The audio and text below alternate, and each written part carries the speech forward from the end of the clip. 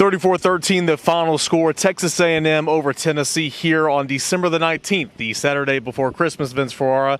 And kind of a little later, wrap up to the regular season, but here we are. Again, that's Vince, I'm Eric Cain. And Vince, it was a game to where Texas A&M offensively, Kellen Mond could do whatever he wanted to. Isaiah Spiller had a fantastic game. 70 plays compared to Tennessee's, about 30 less than that. The time of possession was 34 minutes to about 14 minutes, A&M to Tennessee. Offensively, the Aggies could do pretty much just whatever they wanted to tonight. Yeah, it really was a mismatch, let's be honest. And that's exactly what this game was. And A&M's been able to win in different ways, sometimes with the pass game, sometimes with the run game. Well, it was both working today, and really the run was more in the second half once the pass game opened up in the flats. Tennessee couldn't cover that.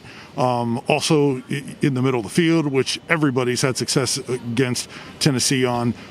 Just no answer whatsoever. And long drives for A&M. Tennessee couldn't get off the field on third down. 10 third down conversions, 10 of 14 for A&M. It was really, this game should have been out of hand even more than it was, except for that pick by Alontae Taylor in the end zone at the time.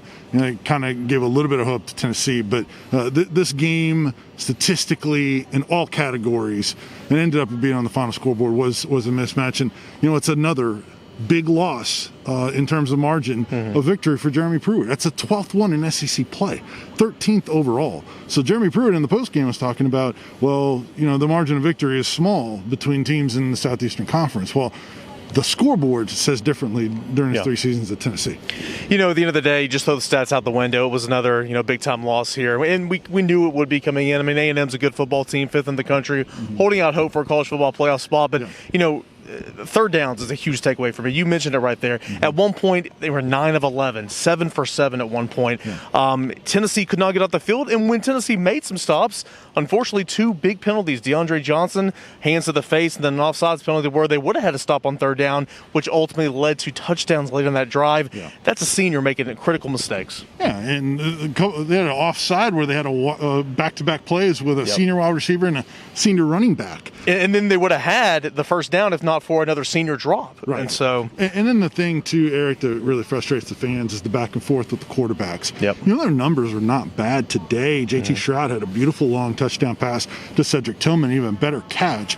And then I guess he made some mistakes, and then he went back to Harrison Bailey, which was kind of odd because Stroud's the guy that they're taking deep shots down the field with, and you're down 3 scores. So that didn't make a whole lot of sense. And then, as Pruitt pointed out, we continue to see Harrison Bailey take sacks, hold on to the ball too long. Pruitt said he kind of gets stuck in his progression. So there's just a whole lot of issues with this team. I know the quarterback play is what everybody's talked about for a long time, but there's a whole lot more. And now you got to see, you got to think about the future now, obviously, of where guys on this roster are. And we're already starting to see guys take off, and I think we're going to see a lot more of that, Eric. Yeah, you mentioned that right there. The future, the quarterback positioning, guys already starting to take off. Just moments after Tennessee's loss here at home to conclude the regular season, 5th-year senior quarterback Jerry Garantano entered his name in the transfer portal. Vince, expected, but that sure didn't take long. No, it did not. That could have been a scheduled tweet. Yes, indeed.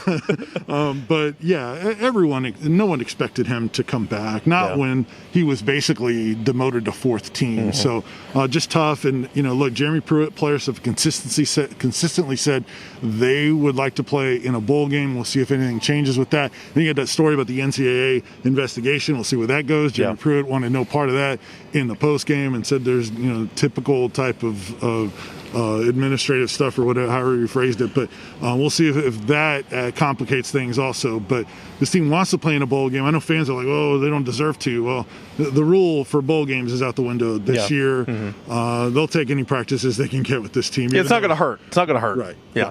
So a whole lot to unravel from this one. Really what usually is a slow period, kind of right before, Christmas and the end of December.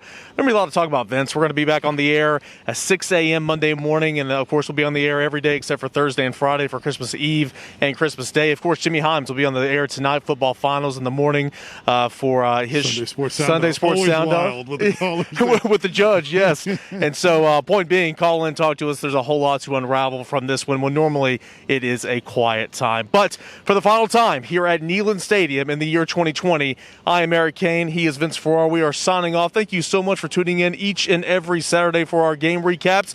Go online, 99.1 The Sports Animal, for continued coverage.